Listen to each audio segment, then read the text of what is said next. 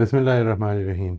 आज हम जो इर्रेशनल बिलीफ्स की स्टडी कर रहे हैं उसमें बिलीफ नंबर 5 को ले रहे हैं जी। इर्रेशनल बिलीफ नंबर 5 ये है कि human happiness is externally created. People have little और नो एबिलिटी टू कंट्रोल और चेंज देयर फीलिंग्स। ये बिलीफ ये असर्ट करता है कि इंसान को अगर कोई खुशी मिलती है तो उसका सर ताल्लुक़ जो है वो उसके एक्सटर्नल सर्कमस्टांसेस, दूसरों के एक्शंस और बैरूनी इवेंट्स से है। यानी हम टोटली डिपेंडेंट हैं अपनी फीलिंग्स में, खुशी में, कि हमारे जो बाहर के सर्कमस्टांसेस हैं, जो कुछ हो रहा है हमारे बाहर, वो वैसा हो जैसा कि हम चाहते हैं। दूसरी चीज़ जो इसमें असर्ट की जा रही है वो ये है कि पीपल हैव लिटिल और नो एबिलिटी टू कंट्रोल और चेंज देयर फीलिंग्स। हम अपनी फीलिंग्स की मैनेजमेंट के लिए कुछ नहीं कर सकते। We are totally dependent on what is going to happen external to us. ये है जो ये वाला बिलीफ है। तो ये दो एस्पेक्ट्स हैं जो ये दो असर्शंस हैं जो ये बिलीव कर रहा है। नंबर एक ये कि हमारी happiness is totally externally dependent, और नंबर दो ये कि हम इंटरनल रेगुलेशन, इमोशंस इंसान की पैसिव होती हैं। वो बस जब एक वाक़या हो जाता है, किसी ने कुछ कर दिया, किसी ने कुछ दे दिया, किसी ने कुछ कोई इवेंट हो गया, तो इस सूरत में इमोशंस बस पैदा हो जाती हैं। We can not do anything about them. इंसान उस मामले में रिसीविंग एंड पे है, मैनेजमेंट उसके बस की चीज़ नहीं है। जिस तरह से हम पहले भी देखते रहे हैं, लेट अस ट्राई टू सी कि इस बिलीफ की डेवलपमेंट में वो क्या चीज़ें हैं जो बचपन में या in our growing ages where we are more receptive to making such to ingraining such beliefs.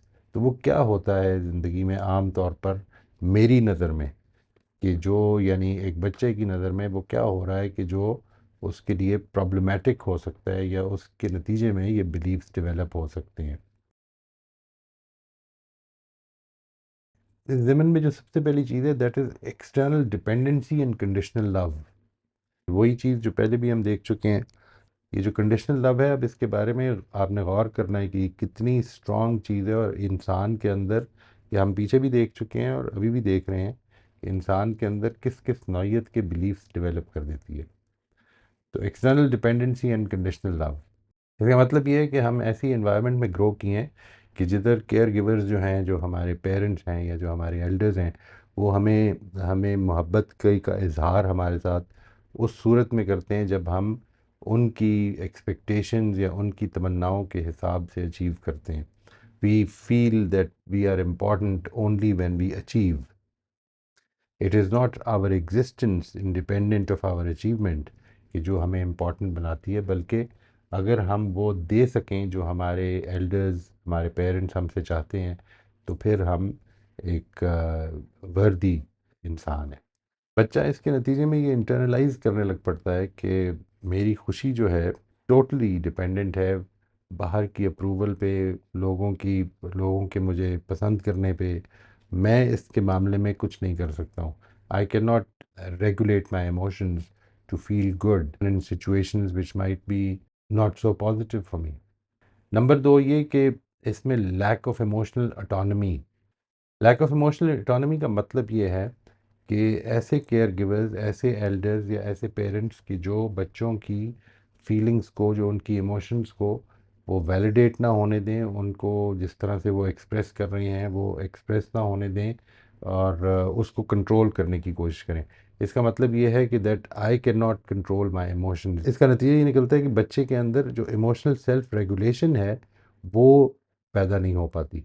यानी if you are being regulated externally, तो फिर जो ये अंदर की रेगुलेशन हो सकती थी जिसको मुझे डेवलप करना चाहिए था, वो मैं कर नहीं पाता। चुनाचे इससे जो सबक लेता है बच्चा, बिलमूम ले सकता है, वो ये है कि मैं अपनी इमोशंस को रेगुलेट करने से कासिर हूँ, और मुझे जब तक कि बाहर की सिचुएशन मेरे मेरी पसंद के मुताबिक नहीं होगी, मेरी इमोशंस उसके लिए अपने अपनी पसंद के लिहाज से नहीं डेवलप हो सकती। तीसरी चीज़ इसमें इनकंसिस्टेंट पेरेंटिंग है। ये इनकंसिस्टेंट पेरेंटिंग पहले भी मैं इसका ज़िक्र कर चुका हूँ कि ये वो है कि जिधर बच्चे की नज़र से जब देखा जाए तो ही इज़ अनश्योर कि मेरे पेरेंट्स की तरफ से क्या रिस्पॉन्स आ सकता है किसी भी टाइम पे। यानी जो प्रिडिक्टेबिलिटी है, जो कंसिस्टेंसी है रिस्पॉन्सेज में, वो मौजूद नहीं है। आप अपने मूड्स के लिहाज से कभी बहुत अच्छे और कभी बहुत स्ट्रिक्ट या कभी बहुत डांटने वाले बन जाएं, और इसके नतीजे में जो बच्चे पर असर हो रहा है वो ये होना शुरू हो जाएगा that I can not be certain about what is going to happen. इसके नतीजे में बच्चे में एक सेंस ऑफ हेल्पलेसनेस, यानी जो इफ़ेक्ट है इसका वो ये है कि एक बच्चे में एक सेंस ऑफ हेल्पलेसनेस डेवलप होनी शुरू हो जाती है। उसको ये लगता है कि जो हमारी खुशी है या हमारी हमारे लिए हमारा जो जॉय है, इट इज़ टोटली अनप्रिडिक्टेबल। जब बड़ों को दिल करेगा, जब एनवायरनमेंट की मर्ज़ी होगी वो हमारे मुताबिक मामला कर लेगी, और जब नहीं होगी तो हमें we'll have to suffer. Number 4 ये कि इमोशनल निगलेक्ट, जिधर बच्चा इमोशनल निगलेक्ट या इनवैलिडेशन का शिकार हो रहा है। अगर एनवायरनमेंट जो है वो टोटली बच्चों की फीलिंग्स को वैलिडेट करने या उनको समझने या उनको रिकग्नाइज करने से कासिर रहती है, तो फिर बच्चा भी ये महसूस करने लग पड़ता है कि that my emotions are irrelevant and uncontrollable. I have no control over my emotions, nobody can help me with my emotions.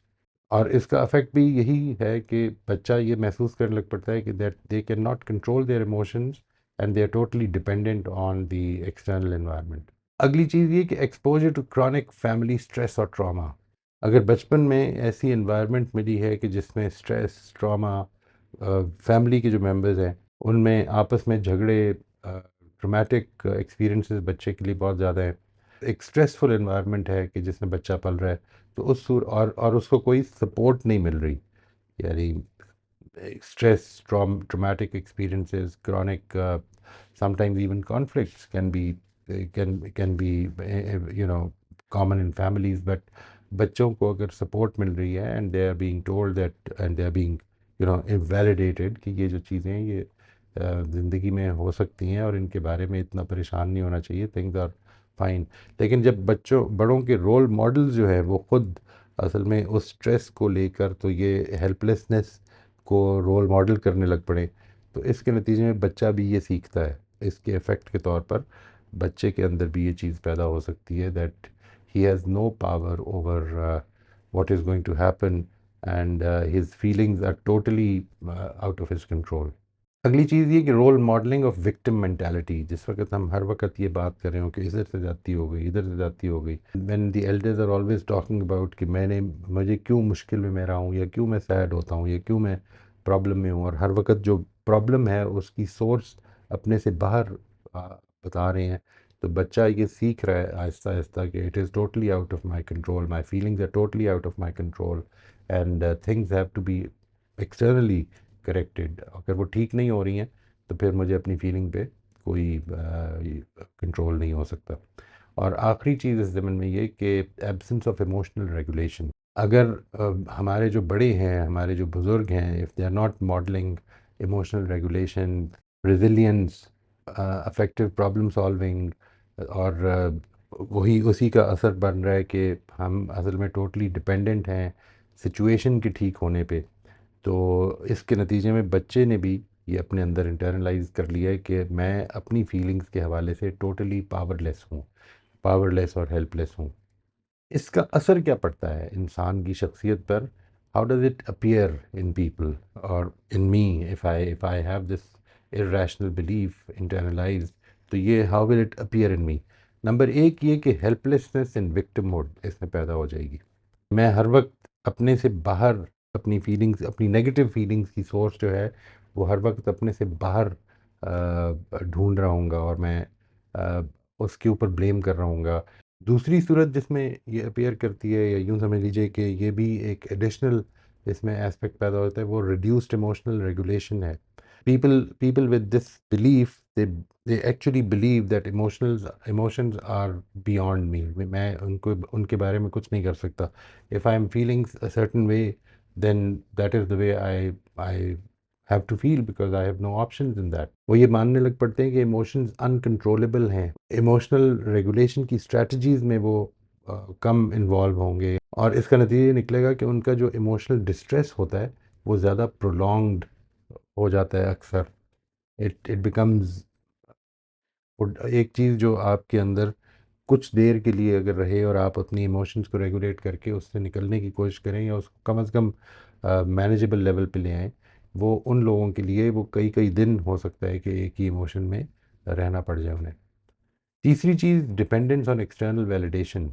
इस तरह के जो लोग हैं they are more reliant on external conditions. हमारे रिश्ते, हमारे फ़िकत ताल्लुकात कैसे चल रहे हैं, कोई झगड़ा तो नहीं हुआ हुआ फैमिली में, घर में, बिज़नेस कैसा चल रहा है, हालात कैसे हैं, मौसम कैसा है, क्या लोगों की तरफ से अप्रूवल मिल रही है, do people like what I am doing, do people approve how I look, do people think that I am doing all right.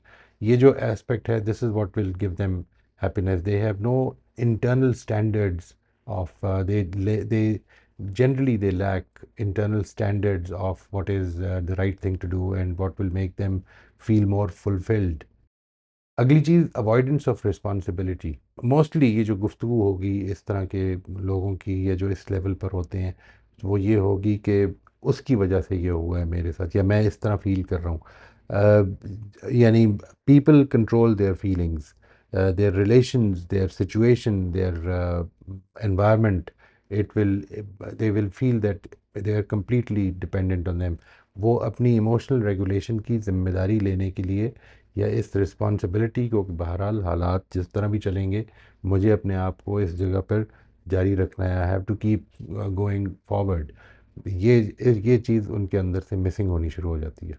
अगली चीज़ decrease resilience and coping skills. जब आपका बिलीफ ही बन जाता है कि मेरी जो फीलिंग है it is totally reliant on what the external circumstances are, तो इसके अंदर आप कम तवज्जो देते हैं या आप इसको गैर ज़रूरी समझते हैं कि हमें हालात के साथ कोप करने के लिए स्किल्स डेवलप करनी चाहिए। How to develop skills of emotional regulation. जब एक चीज़ मेरे हाथ में है ही नहीं तो मैं उसको रेगुलेट करने या उसके अंदर कोपिंग स्किल्स पैदा करने की क्या कोशिश कर सकता हूँ। और इसका ये नतीजा निकलता है कि उनका जो स्ट्रेस है और एंग्जाइटी है और जो फ्रस्ट्रेशन है वो और ज़्यादा बढ़ जाती है और एक शिकायत की नफ्सियात में उनको जीने लग पड़ते हैं जनरली। ये हमारा इर्रेशनल बिलीफ नंबर 5 है।